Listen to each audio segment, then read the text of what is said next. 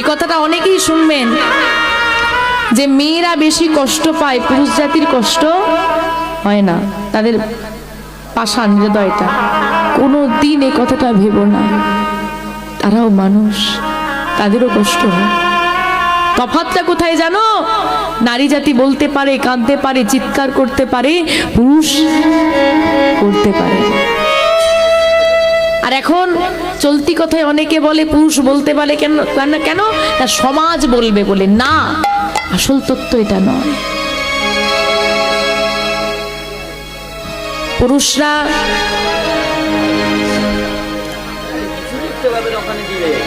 পুরুষরা কাঁদতে পারে না, বলতে পারে না, কেন জানো? তাদের বুক ফেটে গেলেও মুখ কোনোদিন ফুটবে না। এই যে বচন দেওয়া আছে, কোনো পুরুষ জাতি কষ্টের কথা মুখে আনতে পারবে না। হয়েছিল ঘটনাটা কবে?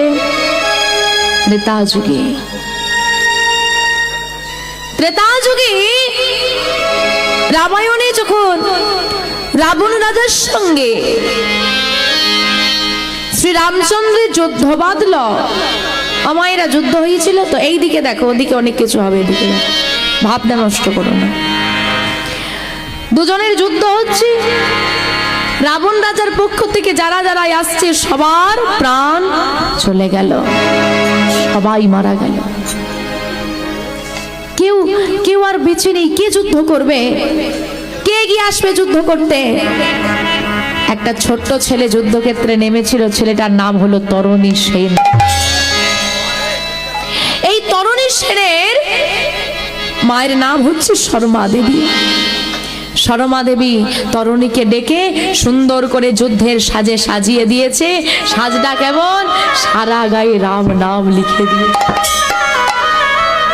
আমা কার সঙ্গে যুদ্ধ করতে যাবে তরণী? রামের সঙ্গে।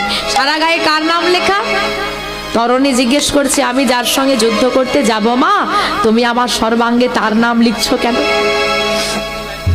যার সঙ্গে যুদ্ধ হয় সে তো শত্রুপক্ষ, তাই তো? তা শত্রুর নাম গায়ে কেন লিখছো? তরণীকে বুকে জড়িয়ে ধরে মা বলছে, কোনোদিন এ কথাটা আর মুখে রাখবি না। যুদ্ধ যার সঙ্গেই হোক না কেন, একটা কথা মনে রাখবি, ওই রামচন্দ্র হলেন স্বয়ং ভগবান। এই যে তোর যে নিঃশ্বাস, এই যে প্রাণ বায়ু, এটা হলো পরমাত্মার, পরমাত্মাই হলেন শ্রীরামচন্দ্র।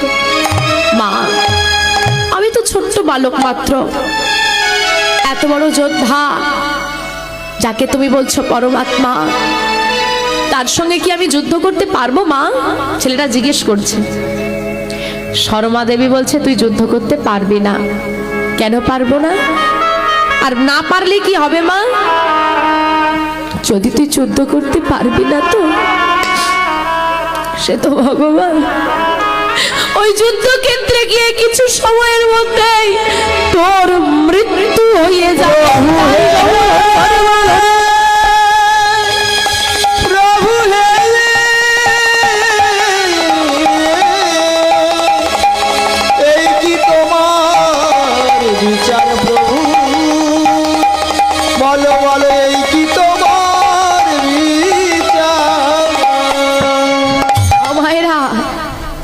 তরণী মাকে জড়িয়ে ধরে বলছে, মা, আমার আর কোনোদিন তোমার কোলে ফিরে আসা হবে না, আর কোনোদিন তোমাকে আমি মা বলে ডাকতে পারবো না মা। না, আজকে তুই আমার কাছ থেকে বিদায় নিয়ে চলে যাবি, এটা হলো চিরবিদায়। মায়েরা, তোমাদের সন্তান আছে, ভগবান করুক সুস্থ থাকো। এত মায়েরা আছো, একজন বুকে হাত দিয়ে বলো তো, এত সাহস আছে তোমাদের? যেখানে গিয়ে ছেলের ক্ষতি হবে জেনেও তোমরা পুত্রকে পাঠাবে? আছে সাহস? নেই। আমা, তোমাদের আছে? কারণ নেই। এখনো এমন মায়েরা বেঁচে আছে বলেই না এইখানে মেলা হচ্ছে। এখনো এইরকম মায়েরা বেঁচে আছে বলেই আমরা তো আনন্দ করতে পারি। তুমি তোমার ছেলেকে বুকে নিয়ে ঘুমাতে পারো, তোমার ছেলে স্কুলে যায়, কলেজে যায়, আনন্দে থাকে। এমন কিছু মায়ের কারণে যারা আমাদের দেশের জন্য নিজের সন্তানকে দান করে সেনা তৈরি করিয়েছে। তাই না? যারা আমাদের দেশের জন্য প্রাণ দিচ্ছে, শহীদ হচ্ছে, তাদের মায়েরাও জানে যে আমার ছেলে দেশের জন্য যখন যাচ্ছে আর ফিরে নাও আসতে পারে, তবু তারা দান করে। শর্মা আজও আছে, আজও তরণী আছে, তারা দেশের জন্য লড়াই করে। এদিকে তরণীকে বলছে, তরণী চোখে এক ফোঁটা যেন তোর জল না থাকে, মনে যেন আনন্দ থাকে, মুখে যেন হাসি থাকে। কেন জানিস? ভগবানের হাতে প্রাণ যাবে, এটাও তো বড় সৌভাগ্যের। নিতাই গৌর হরি বল। ভগবানের তো চরণ পাই না আমার, আর তুই তো ভগবানের হাতে প্রাণ দিবি। বল বল কত সৌভাগ্য। এইবার দেখুন মা নয়ন জলে বুক ভাসিয়ে মা বিদায় দিয়েছে। তরণী আনন্দ করতে করতে যুদ্ধক্ষেত্রে এসে দাঁড়িয়ে পড়েছে। আর যেই না প্রভু শ্রী রামচন্দ্রের বিপরীতে দাঁড়িয়েছে, শ্রী রামচন্দ্র বলে উঠল, কেই বালক, কেই বালকের পিতা মাতা? সেই পিতা মাতার হৃদয়ে কি একটু মায়া নেই, দয়া নেই? এতটুকু ছেলেকে পাঠিয়ে দিয়েছে যুদ্ধক্ষেত্রে। বিভীষণ। বিভীষণকে রাবণ রাজার ভাই, ছিল কার পক্ষে? এই জন্যে বলে ঘরশত্রু বিভীষণ। বিভীষণ যদি না থাকতো প্রভু শ্রী রামচন্দ্রের জেতা কিন্তু মুশকিল ছিল। একমাত্র বিভীষণই জানতো যে রাবণ রাজার পক্ষ থেকে যারা যুদ্ধ করতে আসবে তাদের বিশেষত্ব কি। কানে কানে বলে দিয়ে চলে গেল, একে তুমি বধ করতে পারবে না, খুঁজে পাবে না। আরে যার সঙ্গে যুদ্ধ হচ্ছে তাকে ভগবান দেখতেই পাচ্ছে না, কার সঙ্গে যুদ্ধ হচ্ছে রে বাবা?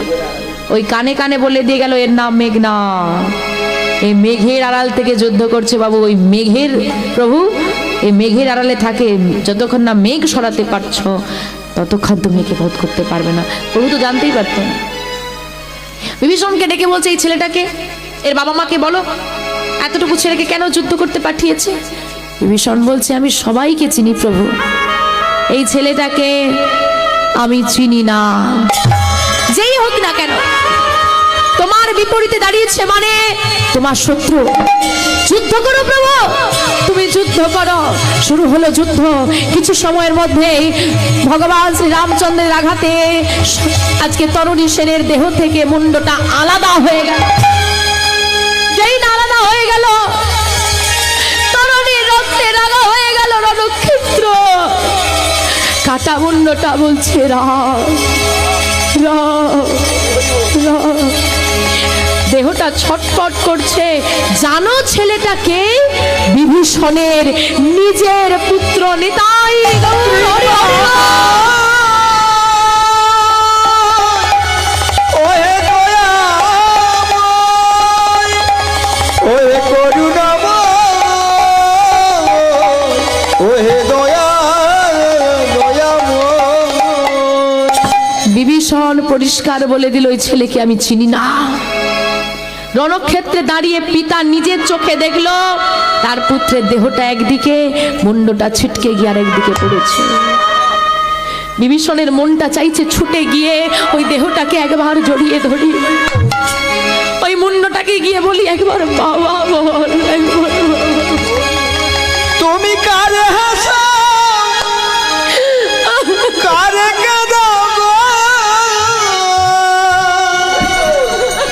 তুমি কারে হাসা, কারে কাঁদাবো, বলো এই কি তোমার লীলা, এই কি তোমার, এই কি তোমার লীলা, কৃপাময়,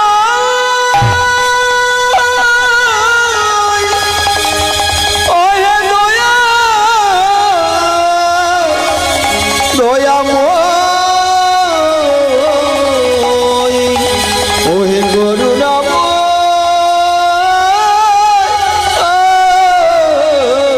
দয়াময়।